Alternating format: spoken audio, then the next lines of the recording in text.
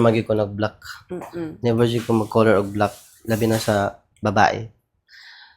Ang atong buhaton sa is mag-stunted sa ta para mabala nato kung asa ang pagitan natong tong new hair na o katong gi-black.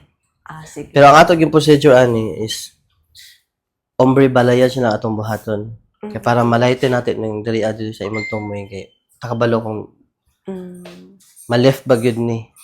Sige. Kining diri ang part. So mag backcomb ta ombre tapos highlight sa top. Okay. Okay na. You know what I'm thinking?